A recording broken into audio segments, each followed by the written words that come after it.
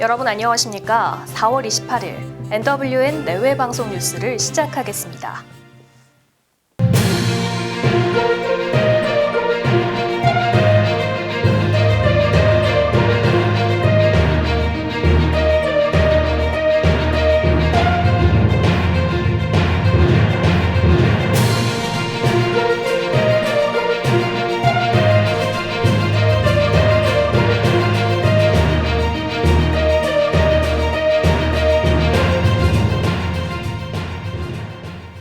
네, 국내 코로나19 신규 확진자가 며칠 연속 10명 안팎을 유지하고 있습니다.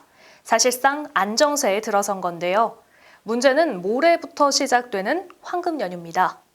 네, 5월 4일 월요일 연차 휴가를 사용하는 직장인이라면 최대 6일 연속 쉴 수 있죠. 그러다 보니 전국 유명 숙소들은 예약이 꽉 찼고 코로나로 주춤하던 항공권 가격도 다시 치솟았습니다. 중앙재난안전대책본부는 한 명으로 대규모 집단 감염이 가능하다며 생활 속 거리 두기로 이행하는 마지막 고비인 황금 연휴에 주요 관광지에서 방역 수칙을 준수하고 제주와 광원 등 지역에서는 방역 준비를 철저히 해줄 것을 당부했습니다. 네, 방역 모범국으로 평가받던 싱가포르도 코로나 사태가 진정되자 바로 개학을 해 집단 감염이 발생했던 바 있습니다. 마지막 고비 황금 연휴까지도 개인 방역 수칙을 철저히 지켜야겠습니다. 네, 긴급 재난지원금 어떻게 사용하고 계신가요? 아직 심사 중이라 받지 못한 분도 있으시죠? 또 이미 받아서 생활에 유용하게 사용하고 계신 분들도 있을 겁니다. 대부분의 사람들이 지역 경제를 살리기 위해 음식점이나 마트 등에서 직접 사용하고 있습니다. 그런데 경기도 수원에선 어려운 사람을 먼저 돕자며 재난지원금 모금 캠페인이 벌어졌습니다. 이들이 낸 재난지원금은 연말정산의 기부금 항목으로 적용받게 됩니다. 또 한 인터넷 카페에선 이때다 싶어 아이들 책을 대량 구매했다. 아이가 재난지원금으로 장난감이나 에어팟을 사달라고 해 곤욕이다 등의 의견이 올라오기도 했습니다. 네, 긴급한 상황은 같지만 저마다 사용법은 다른 긴급 재난지원금. 코로나19로 힘든 시기를 보내는 모든 이들에게 단비 같은 존재가 되길 바랍니다. 네, 문재인 대통령은 27일 코로나19 위기가 남북협력의 새로운 기회일 수 있다. 지금으로서는 가장 시급하고 절실한 협력 과제라고 밝혔습니다. 문 대통령은 판문점 선언 2년을 맞은 이날 청와대에서 주재한 수석 보좌관 회의에서 모두 발언해서 가장 현실적이고 실천적인 남북 협력의 길을 찾아 나서겠다며 이같이 말했습니다.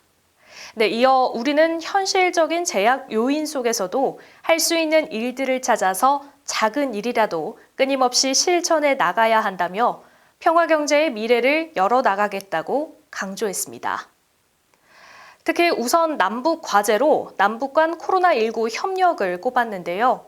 코로나19에 공동으로 대처하는 협력에서 시작해 가축 전염병과 접경지역 재해 재난, 기후환경 변화에 공동 대응하는 등 남북 교류와 협력이 이루어질 것으로 전망됩니다.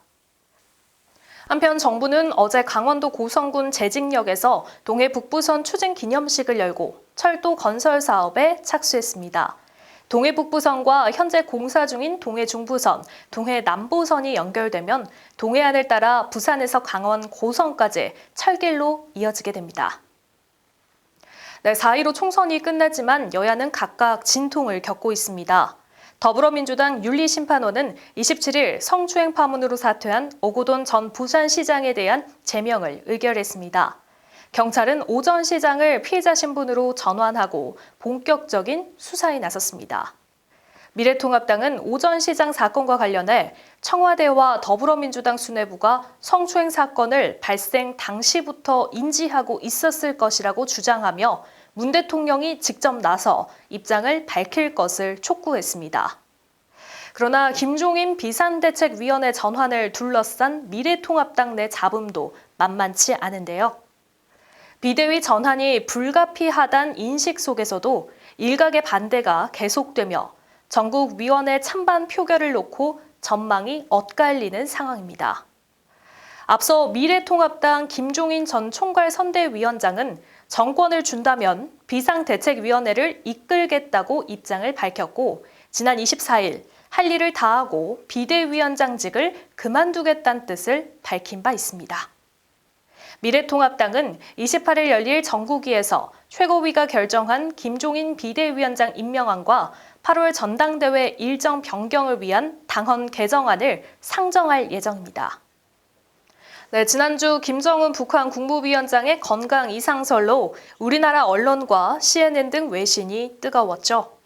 이에 27일 통일부 부대변인은 김정은 위원장의 건강 이상설과 관련해서 확인해드릴 내용은 없고 다만 국가안전보장회의 상임위원회에서도 밝혔듯이 현재 북한 내부에 특이 동향이 없음을 확인했다고 말했습니다. 미 국방부도 김 위원장의 건강에 관해 결론적인 평가를 내릴 만한 어떠한 추가 정보도 얻지 못했고 그러한 조짐을 보지도 못했다고 밝혔습니다. 네, 한편 김 위원장의 건강 이상설을 뒷받침했던 것이 중국의 보건 인력이 북한으로 갔다는 보도였는데요. 이는 김 위원장의 건강 이상이 아닌 북한 내 코로나 확산으로 인한 것으로 해석해 볼 수 있습니다. 또 김 위원장의 건강에 이상이 있었다면 군의 움직임이 있었을 텐데요. 북한 내 군의 별다른 움직임이 포착되지 않은 걸로 봐선 김 위원장의 건강에 문제가 없다는 쪽으로 무게가 실립니다. 네, 전 세계 코로나19 확진자가 300만 명에 육박했습니다. 세계 각국에서 봉쇄 완화 조치가 이어지는 가운데 섣불리 서두르면 2차 확산을 촉발할 수 있다는 우려의 목소리도 나오고 있습니다. 유럽에서 상황이 가장 심각했던 스페인과 이탈리아에선 하루 사망자 수가 200명대로 떨어지며 각각 5주와 6주 만에 최저치를 기록했습니다. 유럽 일부 국가들이 단계적 봉쇄를 완화하고 있는데요. 이탈리아 총리는 5월 4일부터 전체 제조업을 가동한다고 밝혔습니다. 사우디아라비아와 아랍에미레이트에선 신규 확진자가 쏟아지는데도 라마단을 맞아 통행과 영업 금지를 일부 완화해 논란이 일었습니다. 인도, 파키스탄, 방글라데시 등 남아시아 주요 국가에서도 봉쇄로 인해 민생이 엉망이 되자 일부 완화 조치를 취했습니다.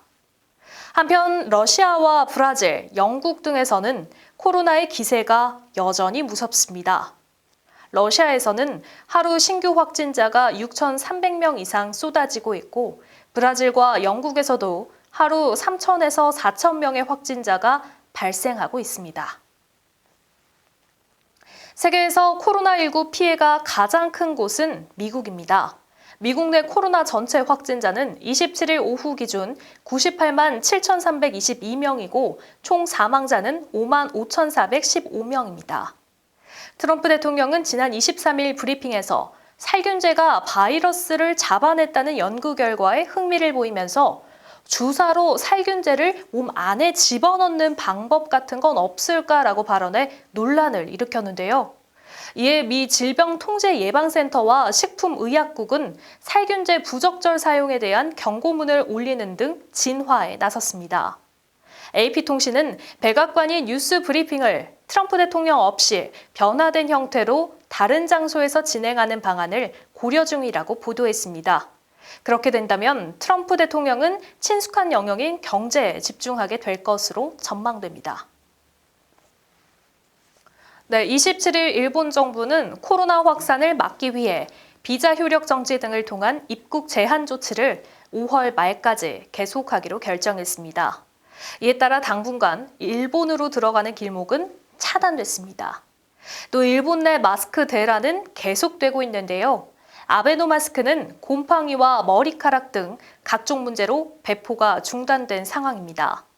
26일 니혼게이자 신문에 따르면 니시우라 히로시 홋카이도대 교수는 일본의 코로나 감염자는 공식 통계보다 10배 이상 많을 수 있다는 주장을 펼쳤습니다. 반면 전 세계가 우리나라를 코로나 위기 대응 선진국으로 칭하고 있죠. 국내 마스크 수급이 원활해지자 문재인 대통령이 6.25 전쟁 참전국에 마스크 인도적 지원을 검토하겠다고 밝혔습니다. 그러나 일본은 한국의 마스크 지원에 꼿꼿한 태도를 보였습니다. 이를 놓고 일본 아사히 신문은 일본 정부가 한국에서 도움을 받으면 코로나 사태 후 강제징용 문제나 수출 규제 문제에서 불리하기 때문에 소극적으로 임한다고 비판했습니다. 네, 구독자 24만 명을 보유한 약사 유튜버 야쿠르트에게 성병의 일종인 헤르페스를 옮았다는 폭로가 인터넷 커뮤니티를 통해 알려져 충격을 주고 있습니다. 글쓴이는 자신이 야쿠르트에게 먼저 메시지를 보내 친해졌고 가까운 사이로 발전했다고 밝히며 그에게 헤르페스를 옮았다고 주장했는데요. 헤르페스는 평생 안고 가야 하는 바이러스성 질환으로 몸의 면역력이 약해지면 생식기에 수포가 올라와 약물 치료가 필요하다고 알려져 있습니다. 한편 유튜버 야쿠르트는 현재 유튜브 내 모든 영상을 비공개로 전환하고 공식 입장을 밝히지 않고 있습니다. 네, 손흥민의 몸값이 호날두를 넘어섰다는 평가가 나왔습니다. 유럽 축구 이적 시장 전문 매체는 4월 전 세계 선수 시장 가치를 업데이트하면서 손흥민의 예상 이적료를 6,400만 유로, 약 851억 원으로 책정했습니다. 코로나 여파로 이적 시장이 얼어붙으면서 손 선수의 예상 몸값은 이전 8천만 유로에서 20%나 하락했지만 여전히 높은 수준을 유지했습니다.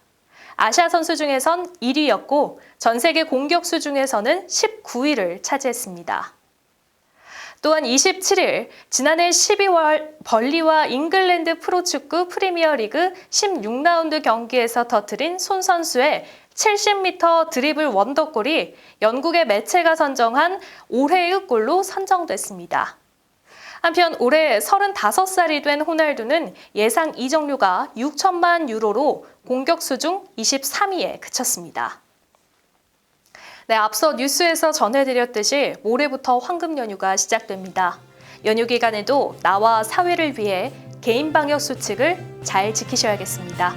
뉴스 마치겠습니다. 시청해주신 여러분 고맙습니다.